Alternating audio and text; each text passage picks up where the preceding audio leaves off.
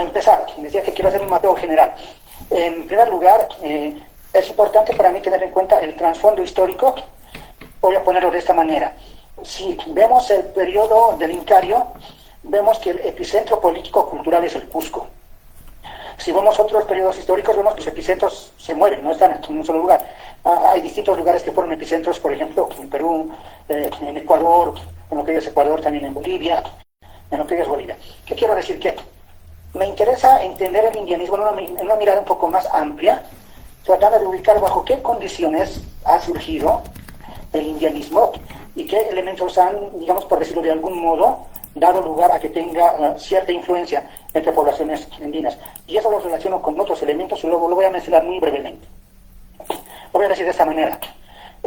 Yo pienso que para jugar con la historia, que si Bolivia no hubiera existido como país y hubiera sido parte del Estado peruano, yo pienso que no hubiera existido indianismo y yo pienso que no hubiera existido tampoco la danza del caporal o danza del quinco. Porque el Estado peruano me da la impresión que tiene una capacidad de triturar las iniciativas que se dan desde los grupos subalternos y que eso es distinto con el Estado boliviano. Voy a ser concreto. Ustedes tienen a la élite peruana sentada en Lima, desde que se instaura acá la colonización. Lima es un epicentro, hasta el presente las élites se han mantenido ahí. En Bolivia no pasa eso. Como Estado, Bolivia es un Estado mucho más débil que el Estado peruano y las élites han ido reconfigurándose. Teníamos unas élites ubicadas al sur de Perú, pero al sur de Bolivia, Potosí, Chuquisaca, a finales del siglo XIX, y a finales del siglo XIX La Paz empieza a tomar protagonismo económico y hay una disputa por el poder. En este escenario aparece la figura relevante de Zárate Villa y su ejército, que definen la disputa por la sede de gobierno entre las élites del sur boliviano y del norte boliviano. Y bueno, es importante tener en cuenta eso porque te muestra que se ha dado un proceso en el que se han reconfigurado las élites. No son las mismas élites.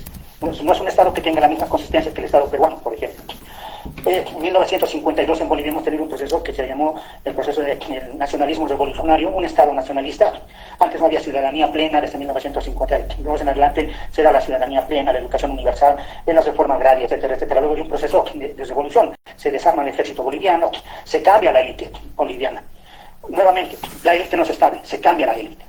En la actualidad ha emergido una élite de origen aymara, económica, y hay una élite económica que no existía hace 50 años, que es la élite en el oriente boliviano, Santa Cruz, que reclama ser una nación canda. Si notan, estamos hablando de distintas élites que han ido cambiando. Eso te muestra que no tenemos un Estado consolidado. Al no tener un Estado que tenga la misma consistencia que el Estado peruano, los movimientos, por llamarlo así, subalternos, tienen mayor capacidad de incidencia. Y las iniciativas que acá se dan pueden modificar la configuración estatal.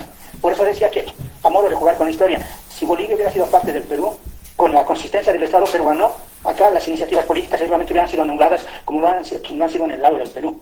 Pero al tener un Estado con esta consistencia, con élites frágiles que se van recomponiendo y los grupos subalternos van teniendo incidencias, reconfigurando, por ejemplo, las identidades culturales, entonces es otro escenario de lucha, es distinto. Eso es muy importante para mí. En primer lugar, ese es como el trasfondo histórico. Cuando surge el indianismo, yo lo pongo de esta manera. Para decir eso, vale primero la pena distinguir entre indianismo e indigenismo. Yo lo hago de la siguiente manera, pueden estar o no de acuerdo, pero a mí me resulta cómodo así. El indigenismo surge a finales del siglo XIX, Perú, Ecuador, Bolivia, México, y surge desde grupos letrados que evidentemente no eran indígenas, y se refieren a las poblaciones indígenas. La temática de la producción indigenista son los indígenas, pero el público al que apela no son a los indígenas. Hacen una producción literaria, intelectual, artística, dirigida al propio público blanco, cara, pongamos el nombre que les parezca. Entonces, es una producción que surge a finales del siglo XIX, a principios del siglo XX, producida por gente que no tiene las condiciones de los indígenas, porque los indígenas no eran ciudadanos, que tienen acceso a educación, que pueden tener producción intelectual, y se dirigen a un público específico, que son las élites dominantes, ¿no? Con un discurso para sensibilizar a las élites dominantes respecto de su relación con los indígenas. Esto va a ser distinto en el indianismo que va a surgir en los años 60, principalmente la ciudad de La Paz se va a ser el epicentro, en el contexto, como decía, en que La Paz se ha convertido en el epicentro político, cultural. Yo también me animo a decir, en el siglo XXI, siglo XX, siglo XXI, La Paz se ha vuelto un epicentro político, cultural. Va a suceder, esta va a ser la diferencia con el indigenismo. Primero, surge desde las poblaciones que están siendo reconocidas como ciudadanos, que antes no lo eran, los indios, ex-indios conocidos allá entonces como campesinos, en primer lugar. En segundo lugar, no, el indianismo no le habla a las élites, no le está diciendo a las élites tengan un mejor trato con los indios, no, le habla a los propios indios, y no les habla en sentido paternalista, en el sentido de que, para decírselo muy escuetamente, somos mayoría y por lo tanto tenemos que gobernar el país, como mayoría. Y eso es muy importante, ya tienen aquí en Ecuador, y a veces a mí me da siempre una sensación de que hay elementos encontrados con otros movimientos indígenas. A diferencia de otros movimientos indígenas, el movimiento indianista no va a reivindicar autonomía, va a buscar hegemonía, va a buscar ser gobierno, incluso gobernar a los otros, no solo a sí mismos. Entonces, los indigenistas surgen desde los grupos dominantes, que tienen diferencia con los indígenas, le hablan a los grupos dominantes para sensibilizarlos sobre su trato con los indígenas. El indianismo surge desde los grupos dominados, le hablan a los dominados para gobernar ese país en general. Entonces, esa es una diferencia entre indigenismo y indianismo que me parece que hay que tenerla aquí presente desde el inicio. Hay diferencias con el catarismo, también luego lo voy a mencionar. Primer punto, entonces, de entrada, el contexto general. Segundo elemento, diferencias indianismo y indigenismo. Periodos. Yo me voy a concentrar en todo lo que ha pasado en Bolivia. Hay algunos documentos que encontré por ahí, yo lo lanzo como dato, a ver si por Perú se animan a buscar. Encontré unas fotocopias de 1984, no me equivoco, entre los documentos que tengo, del movimiento indio Tupac Amaru Mita, y tocan la problemática de lo que fue el Consejo Indio de Sudamérica, el CISA. Pero bueno, no tengo más que ese documento, no les podría dar detalles de qué fue el MITA, cómo se desarrolló, el documento está firmado en Lima. Bueno, ahí se los dejo como dato. Periodos.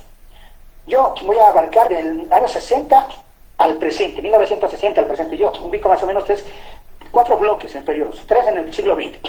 Un periodo inicial formativo de 1960 al 71, en el que en Bolivia estamos viviendo ya procesos pasamos de democracias a dictaduras. Va a ser para mí el periodo inicial formativo. Inicial formativo porque se van a plantear los primeros elementos simbólicos, discursivos, van a surgir las primeras organizaciones, los primeros intentos de incidir políticamente, enarbolando al indio como sujeto político. En el nacionalismo boliviano, como pasa en los nacionalismos donde se toman los indígenas, que los indígenas eran el objeto folclórico de la nación. El indianismo va a surgir planteando al indio como sujeto político, enarbolando símbolos como la huipala, figuras históricas como Tupac Katari, y va a empezar a incidir en actividades en la universidad, en el sindicalismo y de tipo partidario. Son los primeros intentos. Entonces, ahí, para dar un solo datito de esto, es en este periodo que surge la idea de que Tupac Katari habría dicho volveré y seguiré en millones. Esa atribución se la hace Fausto Reinaga a Tupac Katari en el libro Tesis India, publicado en 1971, en la parte final de este periodo. Este periodo se cierra porque se da un golpe de Estado. En 1973 hasta 1980 y ubico un segundo periodo, le llamo de bifurcación, porque aparece una nueva corriente que se desgaja del indianismo, y no solo se desgaja, sino que lo confronta. Esta va a ser el catarismo. Entonces, ¿cómo diferenciaríamos indianismo y catarismo? De manera muy genérica, ¿no? Los indianistas eran los que buscaban rupturas, cambios abruptos, radicales, por decirlo así, y para ello planteaban hacerlo de manera autónoma, sin relacionarse con grupos caras, con grupos criollos. Los cataristas, en cambio, buscaban generar cambios graduales y en alianzas con grupos criollos de izquierda o de la iglesia. Entonces, unos eran rupturistas, los indianistas, y nosotros eran gradualistas. Los indianistas se van a concentrar en la organización partidaria, y los otros, los cataristas, se van a concentrar en el trabajo sindical. Entonces, este periodo está marcado por esa separación, por dos tipos de opción en el accionar político, pero también en la reflexión sobre lo que es en la sociedad que hay que transformar. Un tercer periodo lo ubico de 1982 a 1997. Acá se lo conoce a 1982 porque se recupera la democracia, porque antes estábamos en dictadura. Esos dos primeros periodos tienen que ver con periodos de dictadura. Entonces, en este tercer periodo yo lo llamo de declive, incluso de decadencia, porque todos los esfuerzos que se estaban dando, en primer lugar es el indianismo, luego cuando surge el catarismo, van a entrar en un periodo de atomización, de pugnas internas, de discutir quién es más indio que quién es más auténtico que quién. En resumen, en este periodo lo principal resalta en varios documentos que lo fundamental es identificar como enemigo a otro indianista o a otro catarista. Mientras en el periodo anterior lo principal era confrontar a las organizaciones caras, en este periodo las pugnas son entre grupos indianistas. En eso entra en una atomización y su incidencia política va mermando. Dos otros procesos que se pueden destacar en este periodo es que va a haber una, por decirlo así, una multiculturalización del catarismo. El catarismo en el periodo anterior en el que había surgido tenía una tendencia más campesinista con toques culturales. Y en este periodo va a acabar teniendo más bien toques culturales, perdón, va a tener una tendencia culturalista con toques económicos. De hecho, el vicepresidente de línea catarista que va a tener Bolivia va a ser Víctor Hugo Cárdenas, y en su gestión se va a implementar desde el Estado muy plenamente las políticas multiculturalistas, podemos decir etnicistas. Y aquí hay una curiosidad: los cataristas en los 70 y parte de los 80 criticaban a los indianistas diciéndoles etnicistas, y sin embargo el catarismo va a terminar en una corriente multiculturalista de cierto toque etnicista. El otro proceso va a ser de radicalización del indianismo, que en este caso va a estar encabezado por Felipe Quispe, y va a haber una diferenciación ya no solo con indianistas y con cataristas, va a surgir el Tupac catarismo. ¿A qué se refiere? ¿No? El sector radicalizado, Felipe Quispe venía del indianismo, del movimiento indio Tupac Katari, específicamente MITCA, y desde el MITCA ya se cuestionaba a los cataristas que les decían incluso a marxistas. Noten que hay una influencia del lenguaje marxista, que los amarillos son los reformistas. Entonces, decir a los cataristas, que como decíamos eran moderados, gradualistas, decir los amarillos era decir que no estaban apostando realmente por un cambio revolucionario. Felipe Quispe, en esta radicalización con otros militantes del MICA y otros indianistas, van a continuar en esa línea de crítica al catarismo, que no son realmente revolucionarios y que por lo tanto no están asumiendo la lucha de Tupac Katari, porque Tupac Katari hizo una lucha usando la violencia como método de lucha. Entonces, para esta corriente, ser catarista, no ser Tupac catarista, era distinto a ser catarista, porque los cataristas eran amarillos, y alguien que se reivindica verdaderamente a Tupac Katari tenía que apostar por la lucha armada. En ese mismo sentido se va a criticar desde el Tupac catarismo, el indianismo radicalizado, a los indianistas del MICA y otros indianistas que habían dejado la opción de la lucha armada simplemente como una declaración. No se la asumía. Entonces noten ahí que pasamos en el periodo anterior, el de bifurcación, donde surge el catarismo enfrentado al indianismo, en un otro periodo, en el tercer periodo de radicalización, donde hay una corriente que se radicaliza, incluso se confronta al catarismo y al indianismo, apostando por una lucha armada y formando lo que fue el ejército guerrillero Tupac Katari. Un cuarto periodo, que lo voy a dividir en dos partes, surge desde el año 2000 al presente. Yo lo voy a llamar esto un resurgimiento. Hemos pasado de un declive a finales de los 90 a un resurgimiento desde el 2000 en un contexto en el que Bolivia se da grandes movilizaciones, hay una crisis de Estado, los partidos han perdido credibilidad, hay crisis económica, y a diferencia de periodos anteriores donde, por ejemplo, los sindicatos mineros eran protagonistas, en este periodo van a surgir fundamentalmente organizaciones campesinas y de origen campesino, pero en las ciudades, en las áreas periurbanas, como juntas vecinales van a tener protagonismo, y la identidad étnica se va a posicionar como un elemento central de articulación política. En ese terreno, Felipe Quispe va a ser la figura central, va a plantear, y ahí ya se va a difundir de manera muy masiva el discurso de las dos Bolivias, que estaba planteado ya desde los inicios del indianismo. Se va a denunciar el racismo, se va a denunciar el carácter colonial del Estado, y ahí empieza el indianismo a tener un otro terreno. Antes, cuando hablamos del primer, segundo, tercer periodo, con toda la importancia que tiene en esos momentos, sin embargo, la incidencia directa, hay una incidencia indirecta porque tiene, como por decirlo así, no daños, con una influencia colateral con el activo, pero la influencia directa se da ante pequeños grupos. Desde el 2000, el discurso indianista se vuelve un discurso de masas. Relacionar la situación presente a lo que ya ha pasado hace 500 años y relacionar que hace 500 años no nos gobernamos y por lo tanto no manejamos nuestros recursos naturales. Eso se masifica, que se venía produciendo desde el indianismo, eso se masifica desde el año 2000, y ahí la figura fundamental es Felipe Quispe.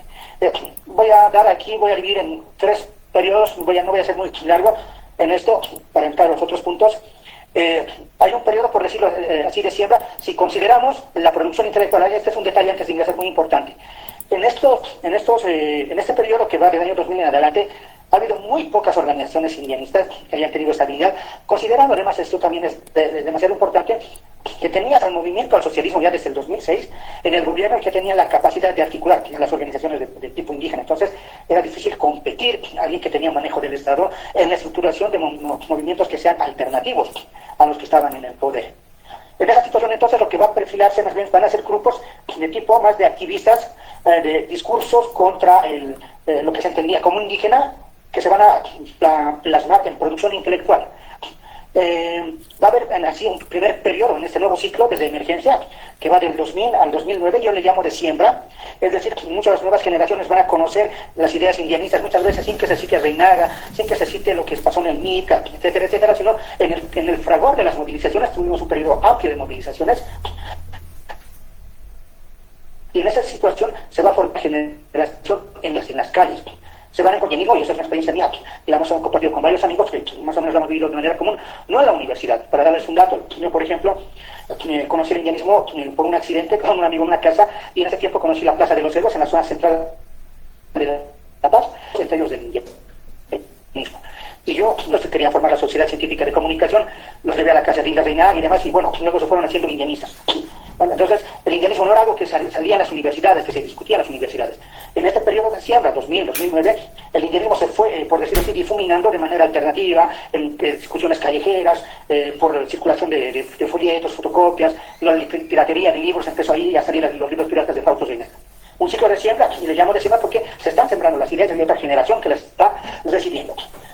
Hay un segundo ciclo que yo le llamo de cosecha, donde ya otra generación va a empezar a tomar la palabra, a empezar a escribir, a criticar, a discutir lo que es el indianismo, confrontándolo al discurso del MAS, que estaba en el gobierno, y esto se va del 2010 al 2016. Aquí hay un periodo de ascenso, a tal punto, yo igual lo puedo decir de manera testimonial, en los años 2005, 2006 hubo muchas actividades, más aún cuando ya estaba el gobierno del MAS, sobre temas indígenas del indianismo no sabían, y los que sabían lo tomaban hasta chistes, se burlaban.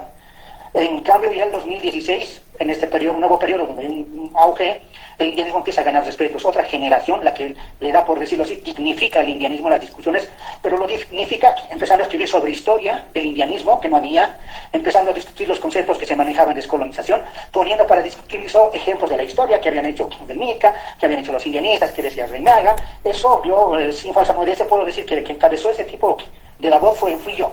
Lo hizo por iniciativa propia porque como nadie lo hacía, bueno, uno no puede esperar que alguien lo haga, hay que hacerlo uno mismo.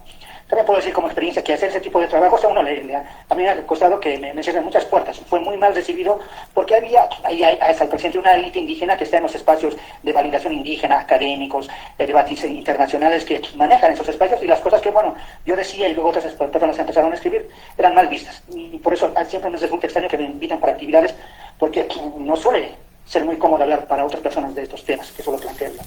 Hasta ahí, el segundo periodo. Dos cosas más sobre estos periodos. Decía que en el primer periodo, en el de siembra, 2009, fue de siembra precisamente porque van a salir muchos materiales. Tal vez vale resaltar ahí que sale la segunda edición de la Revolución India, 2001, sale la versión pirata de la Revolución India, 2005, y después se disparan muchos libros más piratas, pero salen otros textos como Origen y Constitución de la Huipara, de Germán Toquehuanca, salen textos de Tahuantinsuyo, de Huanca Reinaga. Entonces se está empezando a difundir ideas indianistas. Insisto, no de manera masiva, esto se ha circulado por canales alternativos. Vale la pena también mencionar que en este periodo surge el periódico Pucara, que si bien viene de dos, lo dirigió Pedro Portugal junto a Daniel Sirpa, que ellos en su momento, en los años 80, apoyaron desde Chichapoya al MITCA. Cuando dirigen Pucara, Pucara no tiene un sentido doctrinario indianista.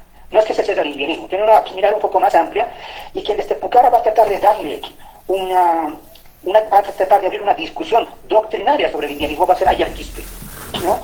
Y una de las cosas que a mí me gustó de empezar a leer Ayar Quispe es que no compartía la manera en que lo definía, pero sí lo que estaba haciendo era discutir qué es indianismo.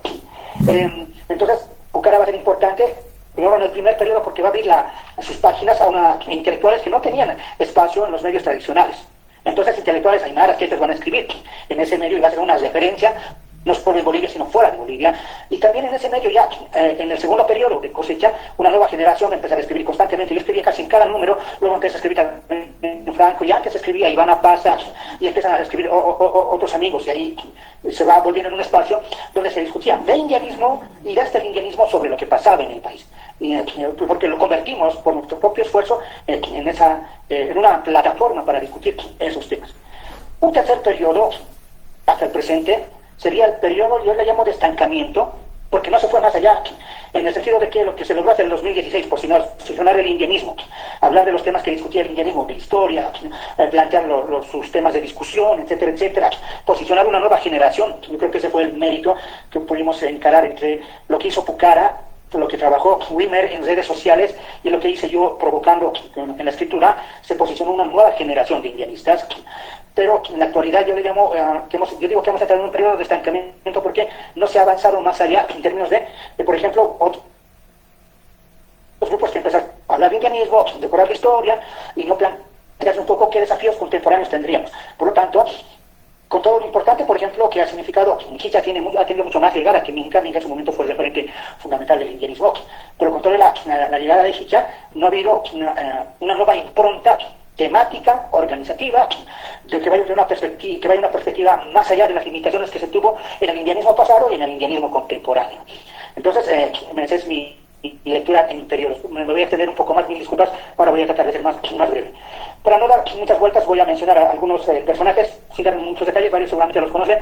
Ineludiblemente, en términos de producción intelectual, Fausto Reinaga, hasta el día de hoy su libro La Revolución India se sigue vendiendo, en versiones piratas, desde luego, pero ya también hay ediciones oficiales, por decirlo de algún modo. Un detalle interesante me parece que vale la pena tener en cuenta. Reinaga plantea en su Revolución India un balance, un diagnóstico con todas sus limitaciones de lo que pasaba en el país en aquel entonces, y te planteaba que en tales circunstancias, por lo tanto, correspondía hacer esto. Esta es la situación y hacemos esto. Entonces, como en términos muy escuetos, el mérito de ese texto, ¿no? es un arma política. No se lee solo para saber, de escrituras de Reinaga es para hacer. Esta es la situación, ahora hagamos esto, hagamos el partido indio, hagamos la revolución india. El otro personaje, ya más ligado a la práctica política, es Felipe Quispe, que seguramente varios lo conocen. Felipe Quispe va a ser protagonista de una de las movilizaciones más importantes en la historia, no solo de Bolivia, sino a nivel continental, dirigiendo un movimiento indígena. Felipe Quispe va a ser una figura que muchos recuerdan por su faceta como líder sindical, pero que también ha dejado una producción intelectual que muchas veces no es discutida, ¿no? Felipe Quispe es más conocido por su liderazgo. Pero lo menciono muy escuetamente porque si no el tiempo me come y no quiero ser muy abusivo. Algunos hechos, ¿no? Yo creo que es importante la publicación de la Revolución India en 1970, muy importante la participación electoral de los primeros indianistas en 1978-79, Movimiento Indio Tupac Katari, Movimiento Revolucionario Tupac Katari y MDTK. Otro hecho importante, desde luego, para mí, los bloqueos del 2000 con Felipe Quispe. Son hechos que valdría la pena contextualizarlos, pero solo los voy a lanzar así, como punteo. Ya para ir cerrando, para no abusar mucho del tiempo, me gustaría destacar algunos puntos en cuanto a ideas, a planteamientos, para luego ya cesar y seguramente intercambiar ideas. Yo creo que vale la pena a estas alturas pensar el indianismo en el sentido en el que fue producido. El indianismo no surge, no quiero ofender si están haciendo un trabajo académico bien hecho, que se le dé rigor a los trabajos, pero el indianismo surge como un instrumento de lucha político-ideológica. Para eso sirvió. Y también en ese terreno encuentra sus límites. En este sentido, uno de los elementos fundamentales del indianismo fue la denuncia del racismo, y aquí vale la pena una reflexión. Uno puede denunciar el racismo sin ser indianista. Entonces, no quiero decir que denunciar el racismo te hace indianista. No, hay que ver la especificidad, a esa especificidad quiero llegar. Uno puede no ser indígena y denunciar el racismo. Eso no es raro. O puede ser indígena, indio, aymara, quechua, y denunciar el racismo y no ser indianista. Porque la peculiaridad del indianismo respecto a su tratamiento del racismo es que el racismo es un mecanismo de poder, y ante esta situación el indio no solo denuncia el racismo, se articula para confrontar el racismo y cambiar las relaciones de poder que dan origen. Entonces, solo mencionar que el indianismo confronta el racismo es incompleto. El racismo es un elemento que se denuncia, pero a partir del cual se genera una articulación política para cambiar las relaciones de poder. Eso es ser indianista. Uno puede ser indianista reivindicando el colectivo, desde luego hay unas tendencias de ese tipo. Uno puede ser indianista simplemente porque reivindica el trabajo agrario, y yo digo eso es discutible porque mi abuelo hacía trabajo agrario, pero no era indianista. Entonces, yo reivindico esa especificidad porque en el indianismo se ve el racismo en su relación con la reproducción del poder. Y como los que sufren son los que tienen que transformar eso, no son otros. Eso como un planteamiento me parece fuerte, especialmente en Reinaga y en la práctica política de los indianistas. Otro aspecto que me parece interesante es que muchas veces en el indianismo y el catarismo ha habido, esto de manera crítica lo digo, un afán más de por figura. ¿Quién es primero? Constantino Lima dice: yo soy el fundador del indianismo, Fausto Reinaga fue mi alumno. Voy a contar un testimonio. Yo un par de veces en las conversaciones que teníamos con Felipe, Felipe se burlaba y le decía, estaba también Constantino, ¿cómo pues Constantino va a ser su profesor del Fausto? Y le dijo, estábamos en un transporte yendo a Sorata, una actividad nos habían invitado, y Sorata está en el departamento de La Paz, y Felipe le dice a Constantino, le decía que te acuerdas cuando en San Francisco, es un lugar en la parte central de La Paz, Fausto Reinaga le estaba jalando las patillas a Constantino. en el lenguaje paseño decimos, lo estaba changueando, lo estaba tratando como un muchachito. Entonces él decía, ¿cómo si él te trataba como un muchachito, tú vas a ser su maestro? ¿Cuál es el punto acá? Una de las tonterías de los indianistas, que no solo de los 60 al presente, es aparecer como el iniciador. Yo empecé algo, yo he hecho. Entonces, porque yo lo viví, por ejemplo, yo fui parte del grupo Minca y dos personas del grupo se inventaron, por ejemplo, que yo me sumé al grupo, que yo no fui parte del grupo, en tanto ellos se querían adueñar del grupo. Yo digo, qué tontería esa, ¿no? Ya Constantino con Fausto tenían ese problema y encaran ese problema. ¿Por qué es un problema, una tontería? Porque se preocupan en construir una historia donde en el pasado ellos son grandes. Constantino fue grande, creando el indianismo, enseñando a Fausto Rinaga. Bueno, en mi experiencia, ¿no? Esos dos compañeros fueron creando algo y luego llegaron los otros. Y sin embargo, los desafíos importantes no son inventarse un pasado grande, sino enfrentar los desafíos contemporáneos, porque ahí muestras tu grandeza. Tu grandeza en la política, en las ideas, se muestra en lo que haces hoy, no en lo que supuestamente hiciste en el pasado. Y en esa grandeza se puede ver si un Constantino u otras personas fueron realmente tan importantes, ¿lo son en el presente? ¿O esa retórica parece más bien querer compensar algo que hoy día no pueden tener? Por lo menos se consuelan inventándoselo hacia atrás. Eso va a ser un problema constante en muchos indianistas que yo he conocido. Dos puntos más, ¿verdad? Para finalizar. El otro aspecto relacionado a esto, del figurar, del querer ser importante, mucha producción indianista voy conocido, que más que aportes han sido textos, especialmente los que van a surgir en el periodo que yo les he dicho de cosecha, donde la gente busca aparecer como intelectual. La figura de ser intelectual indígena tenía prestigio, porque habías publicado un libro, y mucha gente ha publicado libros por publicar, que no tienen consistencia, que dicen cosas redundantes, nada riguroso, y en lugar de eso de ayudar a promover un movimiento, lo debilita, porque luego vienen otras personas que son críticas al indianismo y al catarismo, y los dicen, ahí está, pues los indianistas no dicen nada serio, porque publican por publicar. Entonces, otro problema en el indianismo y el catarismo va a ser que ese afán de figurar como intelectual y publicar por publicar. Ponerse, yo puedo dar casos donde gente incluso publicando cosas en Facebook, gran líder intelectual, en determinados contextos. Pues no lo voy a porque, bueno, vale la pena mejor avanzar que pelearse con gente que tiene aspiraciones que no puede cumplir. Y finalmente, hacia adelante. Yo creo que es importante en esta mirada para introducirse al indianismo el rigor. Documentos, autores, fechas, vale la pena hablar del indianismo, y es una de las cosas por las que yo empecé a escribir sobre el indianismo, porque los propios indianistas no tenían idea del indianismo. Uno sabía una cosa distinta de la otra, y no se cuajaba. Y yo me iba a debates en distintos espacios, y tú veías a los marxistas, por ejemplo, hablando y te daban citas, periodos, y libros, ideas. Tú ibas a los debates de los indianistas y todos eran los grandes revolucionarios, pero que no articulaban un discurso coherente para confrontarse, sí para confrontarse entre ellos. Eso era otro problema de los indianistas, y quiero decirlo. Eran más hábiles en decir que el enemigo es otro indio, aunque retóricamente el enemigo nunca hará, en su práctica política, el enemigo era otro indio. ¿Cómo anulas al enemigo? Indio. Pero a la hora de argumentar frente a los caras, no decían nada. Me llamó la atención, por ejemplo, cuando H.C.F. Mancilla publica un libro criticando el indianismo, los indianistas no les respondieron. Y yo respondí, pero cuando un indianista escribía, y esto yo lo sé muy bien, ese no es indianista. ¿No? Ese tema. Por eso yo pienso que es muy importante el rigor, basar documentos, centrarnos en la argumentación, para no caer en ese tipo de problemas. En segundo lugar, en este momento, que hay una charla para introducirnos al indianismo, vale la pena un diagnóstico del presente. ¿Qué está pasando en el Perú actualmente? ¿Qué está pasando en Ecuador? Vale la pena ver, yo no tengo muchos vínculos en Ecuador, pero ha habido recientemente movilizaciones del sector indígena. ¿Qué está pasando en el norte argentino? De ver una lectura del presente para, desde esa lectura del presente, tratar de hacer algo. Para ponerlo como ejemplo, con todo lo que uno puede valorar y criticar de la Revolución India es un diagnóstico del presente y te plantea qué hacer. Hoy, más que nunca, necesitamos un diagnóstico del presente y plantearnos tareas políticas. El indianismo ha surgido para una lucha política.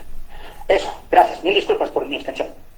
Luego de haber terminado la ponencia de nuestro invitado, vamos a aperturar un espacio para poder entrar en discusión y poder realizar preguntas.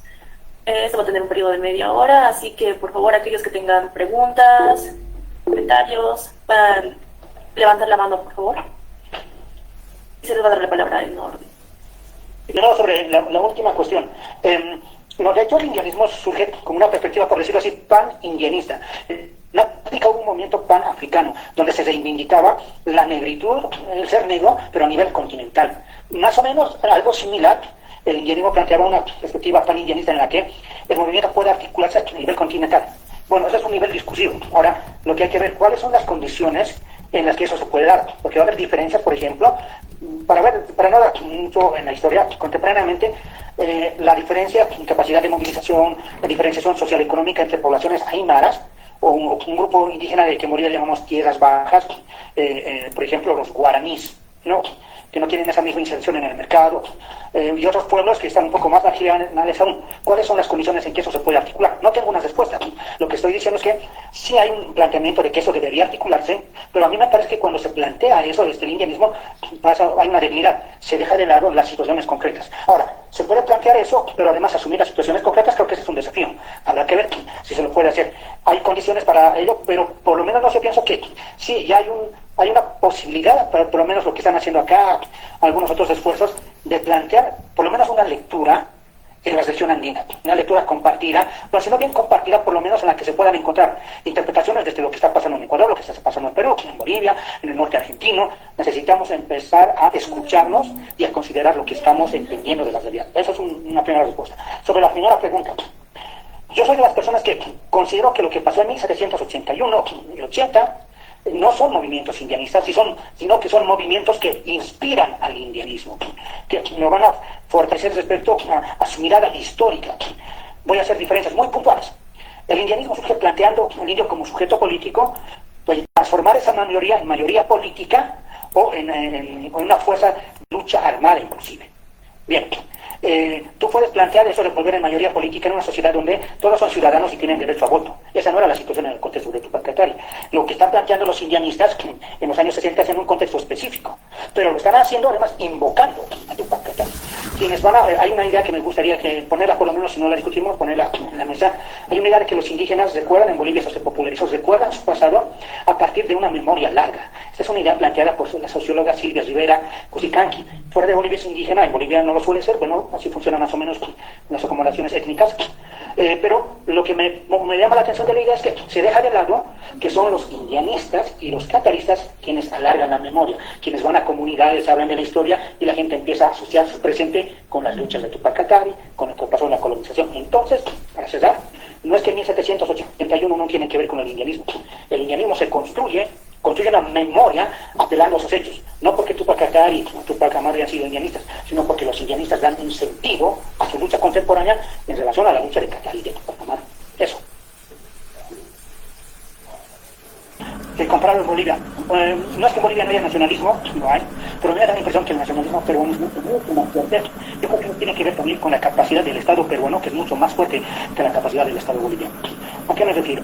El indianismo, cuando surge, una de las cosas que va a cuestionar es el nacionalismo boliviano. El indianismo, principalmente, en cierta medida el catarismo, se van a confrontar al nacionalismo boliviano, a los héroes del nacionalismo boliviano, a la historia del nacionalismo boliviano. ¿Por qué lo comparo con el Perú? Yo fui al Perú más o menos desde el 2008, por un par de años, de manera muy seguida, y me llamó la atención conocer a dirigentes indígenas que estaban conociendo ya algo de Reinaga, algo de Felipe Quispe, claro, mucho de Evo Morales, pero cuando hablaban de la nación peruana lo hacían desde el discurso del nacionalismo peruano. Es decir, en Bolivia ya había conocido a los indianistas cuestionando el discurso nacionalista del Estado boliviano, y en Perú conocía a los líderes indígenas, pero que asumían el discurso del nacionalismo peruano. Ahí yo pienso que hay un desafío. En Bolivia, desde luego, hay que retomar esto, pero en realidad pienso que en Perú, en las dirigencias de movimientos indígenas, y en la intelectualidad indígena en general, uso el término indígena de manera genérica, pero no lo tomen a mal, claro, desde el indianismo se demuestra el tema, pero yo ya me cansé de hacer la diferencia, por pura practicidad, uso el tema. Decía que un desafío es cuestionar, armar el nacionalismo peruano. En eso es una referencia con sus errores, no sé si son lo que dijo el indianismo y el catarismo en Bolivia. Lo que no quiere decir que hoy día en Bolivia no tengamos nuevamente los indianistas y cataristas de plantearnos cómo puede configurar el nacionalismo boliviano y volvemos a problematizar. Un elemento central en lo que venía la pregunta para mí es cuestionar ese nacionalismo. Habrá que tratar de hacer algo hacia adelante. Este tipo de perspectivas me parece importante. Tratar de algo más constante, donde nos conozcamos y si en adelante la posibilidad de encontrar conjuntamente, mejor aún, se hayan puesto conjuntos de acciones de movilización, lo que puede estar presente hay que estar. No hay que esperar que las cosas sucedan, hay que hacer que las cosas sucedan. Eso. Gracias, Fernando Ornella. Felicitaciones al grupo Wilca por la oportunidad que nos brinda de tener esta comunicación con varios expositores ya en su historial. Hay muchísima contribución al debate y a la confrontación de ideas. Y creo que esto es un mérito enorme del Grupo Wilca. y bueno, felicitarla. En este último espacio me refiero a lo siguiente. Menciona a Carlos que hay que cambiar las relaciones de poder y que ese es el sentido de la intervención del indianismo. Me parece una idea excelente, pero me parece insuficiente, porque cambiar las relaciones de poder significa tomar posición del Estado que nos han entregado, que nos han construido durante 500 años y que no nos sirve para nada dentro de los intereses que nosotros entendemos. O de repente hay una idea mucho más amplia detrás de esta definición de lo que señala Carlos, que significa cambiar las relaciones de poder. Yo creo que lo que necesitamos aquí y lo que requerimos aquí es un gran objetivo, y es la transformación civilizatoria. La civilización se expresa en las relaciones de poder que ahora imperan, ¿no? Esta civilización greco-romana, judeo-cristiana, que pues ha construido los estados-nación que padecemos. Yo creo que hay que sustituir este proceso civilizatorio por uno nuestro, que se vincule con el proceso civilizatorio trunco 500 años y que se replantee una serie de temas, por supuesto, a la luz de los nuevos hechos, a la luz de las nuevas realidades contemporáneas. Me parece que este es un tema sumamente importante al que me gustaría escuchar una opinión de mi hermano Carlos. Por otro lado, se está planteando la intervención de la acción política, la voluntad política, ¿no es cierto? Y que esto implica la participación en términos de partidos políticos. Yo no sé qué tanto puede hacer esto eficaz, ¿no? Pues que nuestra acción debería estar centrada en otro tipo de intervención política y no a través de los partidos políticos, ¿no? En fin, este es un tema de larga discusión. Pero quiero aclarar, para terminar, por qué creo que el término civilizatorio es fundamental. Porque yo creo que si nosotros abandonamos la conciencia mítica, ¿no? Un largo el tema para poder explicarlo aquí y defenderlo, pero que se entienda. La conciencia mítica, no el estilo de Mariátegui, por supuesto, sino como sustento social, como proyecto de vida. Si nosotros abandonamos este pensamiento mítico, que en buena cuenta es considerar que toda forma de materia tiene conciencia voluntad. Si nosotros declinamos esta voluntad de creer en estos temas, estamos abandonando un sustento fundamental del indianismo y del movimiento indígena en cualquier lugar.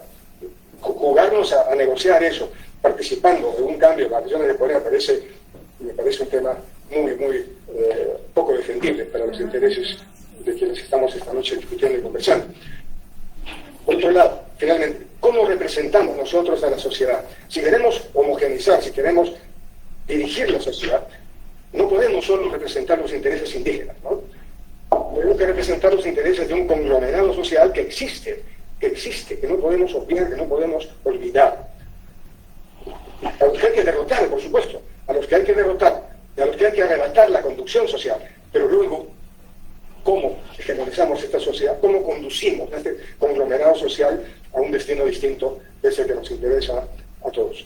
Eso es, Pamela, por lo pronto, no quisiera explicarlo más. Bien, pero el tema de relaciones de poder sí es insuficiente y es algo que me faltó decir. Por varias razones. Por ejemplo, podríamos decir que en buena medida el ideal indianista de tener un presidente indio se cumplió con Evo Morales. Ya no haya sido indianista Evo Morales, pero también podríamos decir que eso no fue suficiente. Entonces, si bien es importante, no es suficiente, pero tampoco es desdeñable. ¿En qué sentido? En primer lugar, no se puede dejar de lado que existen estructuras de poder y que no necesariamente estas implican las formas institucionales conocidas. De hecho, la manera en que en Bolivia se ha, por decirlo así, desestructurado la influencia del Estado ha sido desde formas institucionales no reconocidas, pero que están presentes y que hacen parte de esos logros de la Comunidad de Poder. Yo diría en términos generales que a mí me parece bueno, asumible ese planteamiento indianista sobre el racismo en las relaciones de poder y cambiarlas, pero sí no me parece suficiente por varias razones, no solo por las que acabo de mencionar. ¿En qué medida las informaciones que se han dado por la parte andina, no solo en Bolivia, ¿no? La emergencia de sectores económicos fuertes, especialmente entre la población aymara, las diferencias en estratificación, permiten, para tocar un tema muy en el contexto boliviano, articular un movimiento indígena como se articuló hace 20 años? La sociedad se ha cambiado de tal manera que no se articulan del mismo modo. Entonces, simplemente pensar en que podemos transformar las relaciones de poder como si esas fueran las que eran hace 20 años, y había un desfase. pregunta diría, no, hay que complejizar más la situación, no se tiene que solo eso, en realidad ha cambiado y eso tiene que ver con las otras preguntas. En el diario, más que la idea del partido ha estado muy presente, pero ha trabajado más en forma de movimiento, o algo un poco más horizontal, más que partidario. Yo ahí diría, yo no me animo a decir cómo tendrían que asumirlo. Yo vine a explicar un poco lo que se ha hecho desde el indianismo. Pero lo que yo sí diría que lo que vale la pena es trabajar esta discusión. Algo muy importante, que si esto solo queda entre personas que nos creemos, por ejemplo, yo sé algo de indianismo y alguien tiene algún otro conocimiento sobre otro tema y bueno, vamos a discutir entre lo que conviene, lo que sabemos. Bueno, no sirve de nada porque se trata de que, lo voy a usar el término indianista, de que la indiada sea parte de esto. Si no se discute con organizaciones, con grupos que hacen parte de la vida política, sea una forma partidaria, entonces solo queda esto en buenas intenciones. Entonces allá no basta simplemente lo que pueda pensar un experto, porque termina decidiendo la gente. Y ya hay que, por lo menos desde mi punto de vista, habría que arriesgar el prestigio intelectual de que la gente incluso te diga, no, esto está mal, vamos a hacerlo de otra manera. Y ahí me parece también importante lo último sobre hay otro sector claro en la población. Desde el indianismo, más bien lo que se planteaba es que, eso también es descartable, habría que, al transformar las relaciones de poder que dan origen al racismo, entonces se pierde el sentido racializado. Unos y otros ya no serían definidos en términos racialistas, indígenas, no indígenas, criollos, porque esa definición sería un derivado de la estructura de poder que se estableció desde tiempos coloniales. Entonces, no es que los otros tienen que ser o desconocidos o anulados, sino que la relación entre unos y otros debería cambiar para que sean definidos de distinta manera y ya no en términos raciales. ¿Cómo se hace eso? Bueno, es discutible, pero en el mismo esa era la perspectiva. Eso. Bien, gracias Carlos por haber asistido a este evento. Es el primero en introducir, más adelante vamos a atender a más ponentes. Y también extender mi saludo a la juventud andina, que en este momento asiste en este evento, tanto de Bolivia como de Argentina, Chile, hay algunos que son de Ecuador. Esperemos que más adelante la juventud de los Andes sea capaz de reunirse, unirse y dialogar de una vez por todas, ¿no? ¿Qué va a hacer de nosotros? ¿Qué queremos hacer? Etcétera. Tengo algunas preguntas para Carlos Macusaya, que felicito por su ponencia, clara, concisa. Lo primero tiene que ver en esta relación de el indianismo y el marxismo que se da con el LGTK, con los ayllus rojos todavía, y esta, no sé si alianza o no sé qué tipo de fenómeno o qué tipo de relación se da entre Felipe Quispe y Álvaro García, debido a que siempre hay esta disputa o siempre hay este roce con el marxismo desde el indianismo, aún a pesar de que en su momento hicieron alianzas, ¿no? Por ejemplo, un caso muy interesante es lo que pasa con Ayar Quispe. Ayar Quispe en sus libros hace una crítica puramente visceral de lo que sería el marxismo y no realiza una crítica sistemática, porque entiendo que también Ayar Quispe no escribe para hacer teoría, sino que escribe para hacer práctica, ¿no? Y su finalidad es evidentemente una lucha armada, con la que estoy absolutamente de acuerdo, al menos en las circunstancias en las que se encuentra el Perú. Creo que el indianismo debería volver a plantearse esta posibilidad y me gustaría también saber su opinión. Pero en general, ¿no? ¿Hasta qué punto se puede dar una alianza entre el indianismo y el marxismo y cuáles serían los presupuestos teóricos que posibilitan o imposibilitan esta alianza, ¿no? Con el marxismo, digamos, en serio, no con el marxismo woke, que digamos es cualquier cosa menos Marx, ¿no? La otra pregunta es en cuanto a el indianismo, la cultura, la filosofía y la religión. Esto me pone a pensar mucho en lo que dijo el hermano Hugo Chacón. Yo estoy absolutamente de acuerdo con eso. Es que creo yo que el indianismo, cuando surge en los 60, 70, a pesar, digamos, de las tentativas de Guillermo Carnero, que se aproxima más a la cultura, pero que a la cultura que ni es del indio ni existía, pero que de alguna manera trata de recuperarla. Pero con Fausto Reinaga no se nota tanto, digamos, este dejo cultural que debería tener cualquier movimiento político que se reclama como indio o indianista. ¿Qué relación habría o qué tipo de cultura o a qué cultura defiende el indianismo cuando dice defender la cultura del indio, o al menos autoafirmarse en ella, ¿no? Porque lo que se ha visto a lo largo de eso histórico indianista es que el indianismo sigue defendiendo al indio del indigenismo.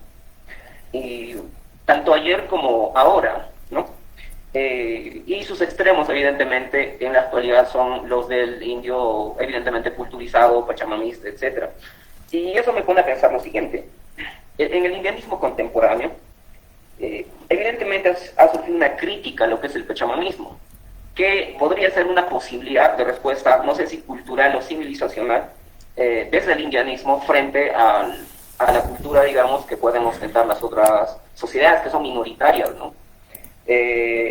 Porque creo que en esta crítica, que me parece válida, pero que hasta cierto punto me parece excesiva, hacia el fenómeno del pachamamismo, creo que el indianismo se ha convertido en intolerante con investigaciones de naturaleza cultural, de naturaleza filosófica y religiosa. Esto de cara al carácter, creo yo, civilizacional que debería aspirar el movimiento indianista. Es decir, yo estoy de acuerdo con el doctor Hugo Chacón en decir de que el movimiento político indio debería tener esta postura civilizacional, aunque creo yo también deberíamos debatir lo que se entiende por civilización andina, porque muchas veces entendemos por civilización andina reciprocidades, complementariedades y cosas por el estilo, que se reducen mucho tal vez al pasado prehispánico, que no analizan, que no se preocupan siquiera en ver las potencialidades que puede tener el indio contemporáneo, el indio que no es anticristiano, que es católico, y que además rescata sus valores tradicionales. Y creo que ese fue uno de los límites del pensamiento indianista, tanto el nuevo como el anterior, de no tomar o de no asumir una actitud reaccionaria.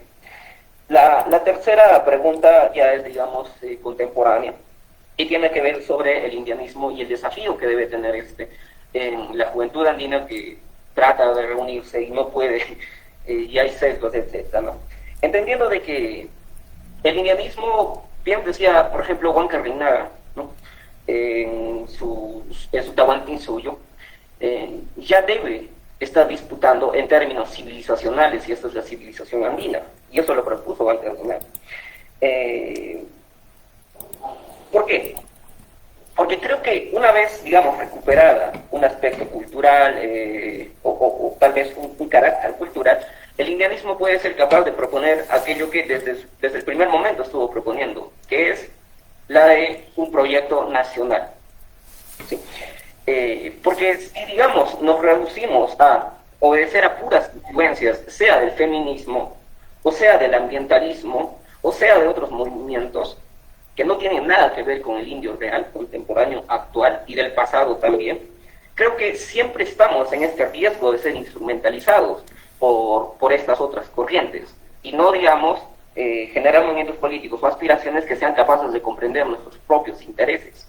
Y además, desde luego, el no haber considerado seriamente el elemento cultural, creo que imposibilita, por ejemplo, la unión de la juventud indianista del Perú, la juventud indianista de Bolivia, la juventud indianista de Argentina, que parecen luchar por separado, y de alguna otra manera mencionan Tahuantinsuyo, pero nunca lo mencionan seriamente, ¿no? Y creo que esa es una de las limitaciones del pensamiento indianista. Bueno, para no extenderme, eso sería más o menos. Me gustaría saber la opinión de Matusai. Muchas gracias. Bien, voy a tratar igual de no extenderme yo sobre la juventud. Yo pienso que en este momento tenemos que explotar este tipo de espacios. Hay que producir contenido. No sé si están grabando esto, no sé si van a hacer de todas las actividades recortes que luego uno lo puede ver en Instagram, lo puede ver en Facebook, no sé. Porque una de las experiencias que yo he tenido en el activismo indianista es que a nosotros nos ha permitido posicionar ciertas discusiones, ciertas ideas a partir del uso de las redes. En ese tiempo el Facebook, que era la red que estaba en su momento top. Entonces, una cosa importante para empezar a generar conexión es generar opinión, producir ideas, videos, no sé, aunque uno esté a favor o en contra, y empezar a tratar de hacer, no sé, qué tipo de charlas cada cierto tiempo.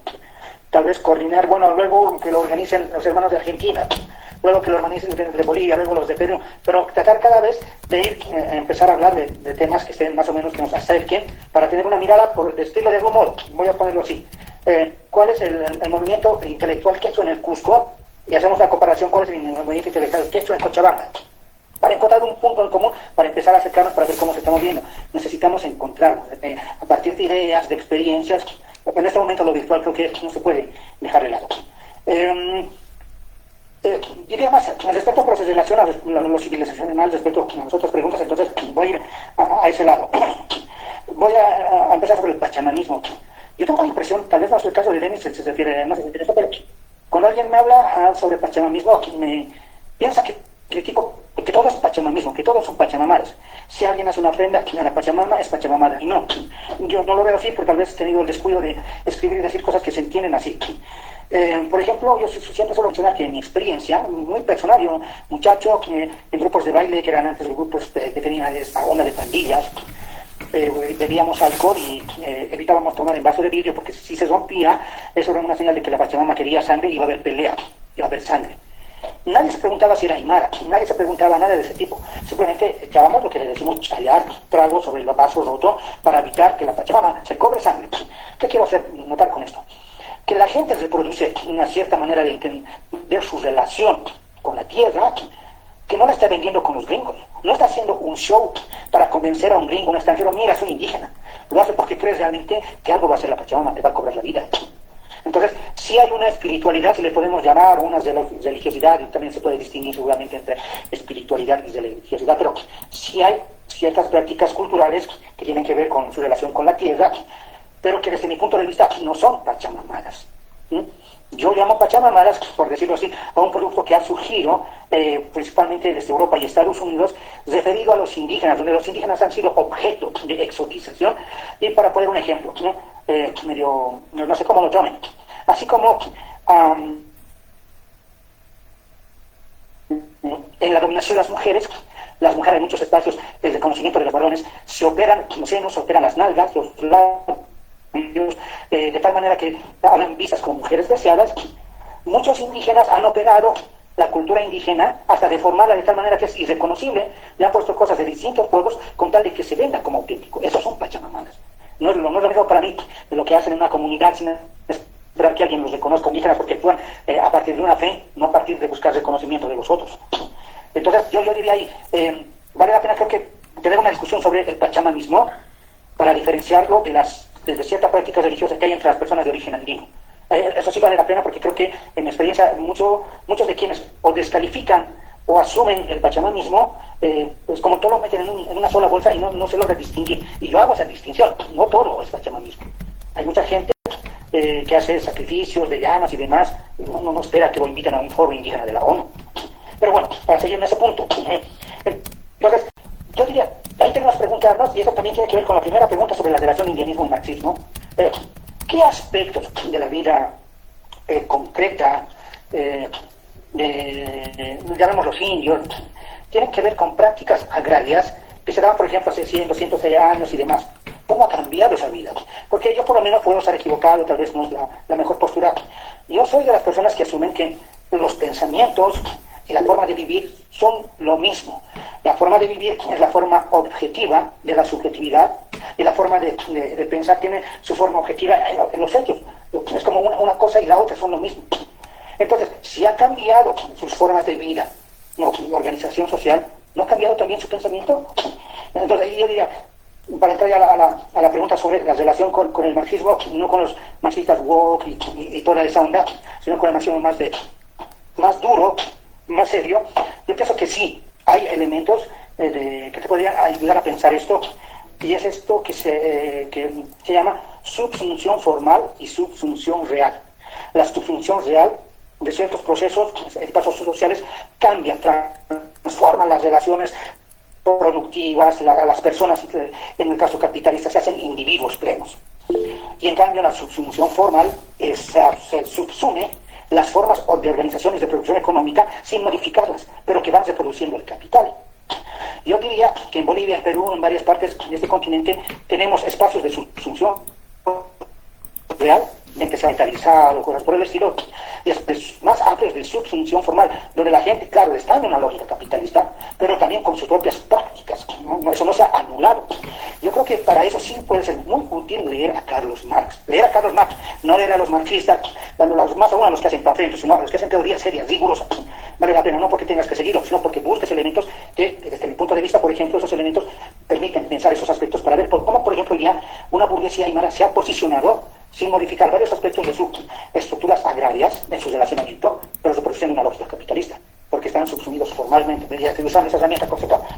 Pero aterrizando a la experiencia concreta del EGTK, ya para terminar de responder esta pregunta, yo creo que la articulación indianistas, cataristas, indianistas marxistas, así fue más bien una articulación en función de la lucha armada, más que desde una perspectiva ideológica. Es decir, los indianistas tenían su proyecto, los marxistas tenían su proyecto y ellos querían llevarlo adelante mediante la lucha armada. Y la lucha armada fue el elemento común a partir del cual soportaron sus diferencias ideológicas. Entonces, hubo una relación práctica. Las ideas nos separan, pero el objetivo común de formar un brazo armado nos une. Igual había diferencias en eso, ¿no? Porque algunos querían algo más foquista, tipo Che Guevara, y algunos querían más algo que sean las comunidades las que se levanten en armas y enfrenten, no que sea un foco de dinero. Había sus diferencias, pero noten que no fue tanto un encuentro ideológico, fue más un encuentro en función de la lucha armada. Pero igual en el indianismo se puede encontrar, yo en este libro que se llama El sujeto racializado, le planteo algunos puntos específicos donde hay influencia marxista. Yo creo que para cerrar, lo fundamental sería tener una perspectiva amplia, buscar herramientas, conceptos en función de nuestros problemas. ¿Qué problemas queremos enfrentar? Porque si simplemente es la moda académica, la moda intelectual, agarro los conceptos que están de moda y me olvido de lo que pasa contemporáneamente. No, primero partamos de cuál es la situación que tiene nuestra gente, qué estamos viviendo, qué elementos conceptuales nos ayudan a entender eso. Sería, para mí por lo menos es un buen punto de partida. Eso. Bueno, la siguiente